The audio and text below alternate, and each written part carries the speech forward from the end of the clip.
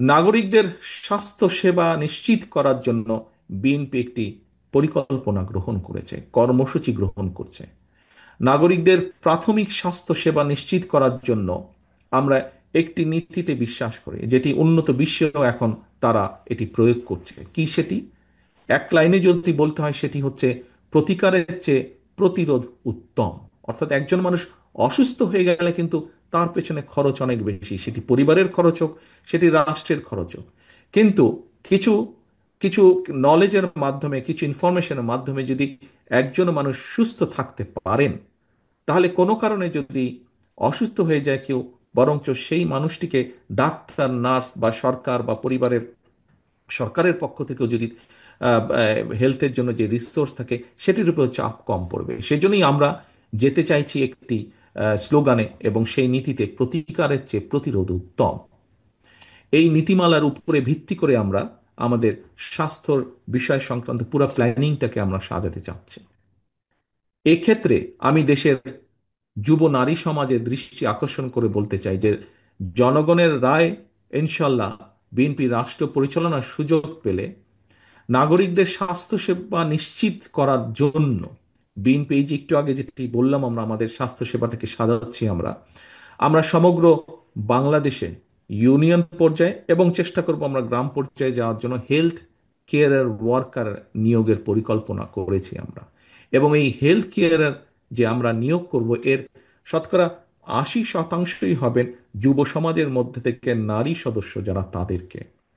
এতে করে একদিকে নারীর অর্থনৈতিক ক্ষমতায়ন ঘটবে, অপরদিকে প্রশিক্ষণপ্রাপ্ত যে আমাদের হেলথ কেয়ারের ওয়ার্কারজন থাকবেন, জনগণের প্রাথমিক স্বাস্থ্য সেবায় তারা একটি গুরুত্বপূর্ণ যুগান্তকারী ভূমিকা রাখতে সক্ষম হবেন বলে আমরা দৃঢ় বিশ্বাস করি। সম্মানিত উপস্থিতিবৃন্দ, সুস্থভাবে বেঁচে থাকতে হলে পরিবেশ এবং জলবায়ুর পরিবর্তন একটি গুরুত্বপূর্ণ বিষয়, অত্যন্ত, এবং এটিকে এড়িয়ে যাবার বোধহয় কোনো সুযোগ নেই। বাংলাদেশের সরকারি বেসরকারি সব মিলিয়ে প্রায় 1 লক্ষ নার্সারি, নার্সারি বলতে আমি বোঝাচ্ছি যেখানে আমরা গাছের চারা তৈরি করি বা গাছের চারা বিক্রয় করি, আমরা এই ধরনের নার্সারি 1 লক্ষ নার্সারির মতন রয়েছে, সরকারি এবং বেসরকারি পর্যায়ে মিলিত। এইসব নার্সারিগুলোতে বর্ষার সময় যদি আমরা বাদ দেই, বর্ষার সময় হচ্ছে গাছ লাগানোর সময়, এটিকে যদি আমরা বাদ দিই, বাকি যে 8 মাস, 7 মাস, 8 মাস সময় থাকে, সেই সময় আমরা চারা উৎপাদন করব। এবং এই উৎপাদিত চারা দিয়ে পরিবেশের উন্নয়নের জন্য, পরিবেশের ব্যালেন্স রক্ষা করার জন্য ইনশাল্লাহ 5 বছরে আমাদের লক্ষ্য হচ্ছে 25 থেকে 30 কোটি গাছ লাগানোর। যেই গাছ আমরা মনে করি পরিবেশকে যেমন রক্ষা করবে, একইভাবে বাংলাদেশকে বন্যা খরা থেকেও রক্ষা করবে। উপস্থিতিবৃন্দ, আরেকটি পরিকল্পনার কথা আপনাদের সামনে আমি তুলে ধরতে চাই। শহীদ রাষ্ট্রপতি জিয়াউর রহমান, শহীদ রাষ্ট্রপতি জিয়াউর রহমানের একটি বিখ্যাত এবং অত্যন্ত জনপ্রিয় একটি কর্মসূচি ছিল। কি সেটি? বললেই আপনারা সবাই বলতে পারবেন, খাল খনন কর্মসূচি। আমরা বিভিন্ন বিষয় বিবেচনা পর্যালোচনা করে দেখেছি, ইনশাল্লাহ আগামী দিনে সরকার গঠন করতে সক্ষম হলে আমরা যে কোনো মূল্যে সমগ্র দেশে শহীদ জিয়ার এই খাল খনন কর্মসূচি আমরা আবার শুরু করব। সেটি দেশের পরিবেশের কারণে, দেশের কৃষকদের পানি সুবিধার্থে, সেটি দেশের হঠাৎ যে আকস্মিক বন্যা অথবা যে বন্যার কম বেশি রেগুলার হয়ে থাকে, সকল প্রকার বিষয়কে যদি আমাদের অ্যাড্রেস করতে হয়, এই বিষয়গুলোকে যদি আমাদেরকে মানুষকে রক্ষা করতে হয়, তাহলে এই খাল খনন কর্মসূচি এটি একটি অ্যান্টিবায়োটিকের মতন কাজ করে। কাজে এই কর্মসূচিটি ইনশাল্লাহ আমরা আবার এটিকে আমরা চালু করব।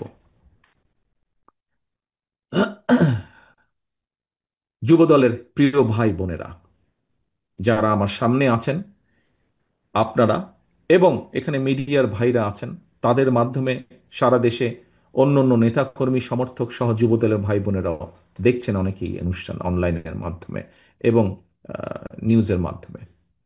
আমি আপনাদের সামনে দীর্ঘ রাজনৈতিক বক্তৃতা হয়তো দিতে পারতাম, সময় পার করতে পারতাম, কিন্তু আমি আগেই বলেছি, আবারও বলছি, আমি বিশ্বাস করি এই মুহূর্তে বাংলাদেশের মানুষ কথামালার রাজনীতি আর চাচ্ছে না। তারা একটি পরিবর্তন চাচ্ছে, প্রতিশ্রুতি চাচ্ছে না, বরং প্রতিশ্রুতির বাস্তবায়ন চাচ্ছে। জনগণ এখন সুস্থ পরিকল্পনা গ্রহণ এবং প্রতিশ্রুতির বাস্তবায়ন চায়, এবং জনগণের সেই প্রত্যাশা পূরণের লক্ষ্যে বিএনপি জনগণের জীবন মান উন্নয়নের সুনির্দিষ্টভাবে কতগুলো পরিকল্পনা গ্রহণ করছে। বহু কিছু করার আছে, বাট শুরু করতে হবে এক জায়গা থেকে, এবং যেগুলো বেসিক জিনিস আমরা সেখান থেকে শুরু করতে চাই। গতকাল ছাত্রদল আয়োজিত অনুষ্ঠানে শিক্ষার্থীদের কর্মসংস্থান নিয়ে কিছু পরিকল্পনা তুলে ধরেছিলাম। আজ যুব সমাবেশে, যুবদলের এই সমাবেশে আপনাদের মাধ্যমে দেশের যুব সমাজের উদ্দেশ্যে আরো কিছু আমি পরিকল্পনা তুলে ধরেছি আপনাদের সামনে। আহ, এই পরিকল্পনাগুলো বাস্তবায়নের জন্য কিন্তু প্রয়োজন আমাদের জনগণের সমর্থন।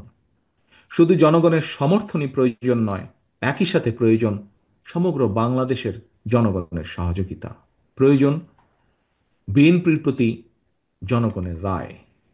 কারণ আমরা মনে করি জনগণই বিএনপির সকল রাজনৈতিক ক্ষমতার উৎস। জনগণের রায় বিএনপি রাষ্ট্র পরিচালনার দায়িত্ব পেলে আমরা যত দ্রুততার সাথে সম্ভব এই পরিকল্পনাগুলো বাস্তবায়নের কাজ শুরু করব।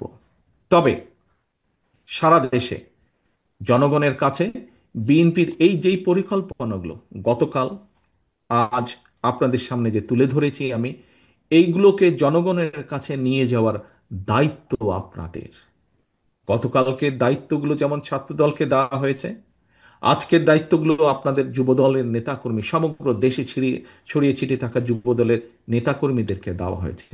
এবং ভাগ না, যেহেতু আমাদের এই কর্মসূচিগুলি প্রত্যেকটি, যে কথা বলেছি আমি, সাধারণ মানুষের জন্য, দেশের মানুষের জন্য।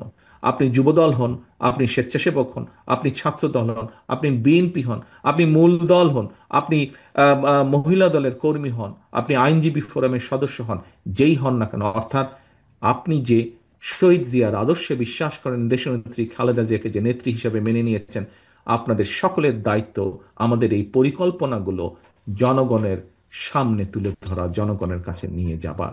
কারণ জনগণের রায় আমাদের প্রয়োজন, জনগণের সমর্থন আমাদের প্রয়োজন, জনগণের সহযোগিতা আমাদের প্রয়োজন মানুষের জন্য নেওয়া এই কর্মসূচিগুলো বাস্তবায়নের জন্য।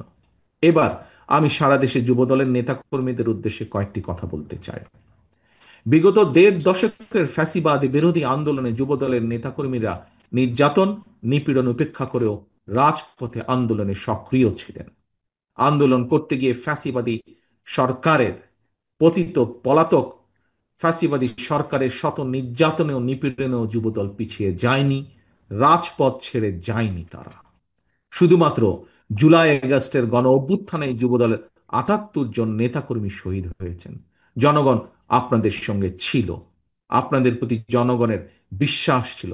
এই কারণেই আপনারা সাহসের সঙ্গে প্রতিবাদ, প্রতিরোধ গড়ে তুলতে পেরেছেন।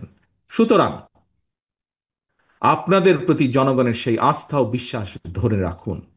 মনে রাখবেন, জনগণের আস্থা অর্জন করতে পারলে আপনি নেতা, জনগণ প্রত্যাখ্যান করলে আপনি নেতা নন। প্রিয় সহকর্মীবৃন্দ, আমি আবারও বলছি, জনগণের আস্থা অর্জন করতে পারলে আপনি নেতা, জনগণ প্রত্যাখ্যান করলে আপনি নেতা নন। একজন রাজনৈতিক কর্মী হিসাবে, আমার কয়েক দশকের রাজনৈতিক অভিজ্ঞতার আলোকে একটি বিষয় আপনাদের মনোযোগ আকর্ষণ করতে চাই। কি সেটি? সেটি হলো, দয়া করে আমার এই অভিজ্ঞতাটি মন দিয়ে শুনবেন, খুব সংক্ষিপ্ত। সে অভিজ্ঞতাটি কি? সেটি হলো, প্রশাসনিক সহায়তায় নেতৃত্ব হয়তো প্রদর্শন করা যায়, কিন্তু জনগণ সহায়তা করলে নেতৃত্ব দেওয়া যায়। আমি আবারও বলছি আমার অভিজ্ঞতাটি যুবদল সহ সকল পর্যায়ের নেতাকর্মীদেরকে।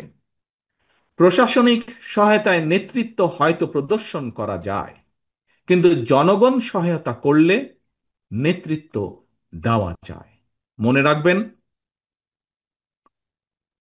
মনে রাখবেন, আপনাদের প্রতি জনগণের সমর্থন থাকার কারণেই পলাতক স্বৈরাচারের প্রশাসন কিংবা আইন শৃঙ্খলা বাহিনী আপনাদেরকে, যুবদলের নেতাকর্মী সমর্থকদেরকে রাজপথ থেকে দূরে রাখতে পারেনি।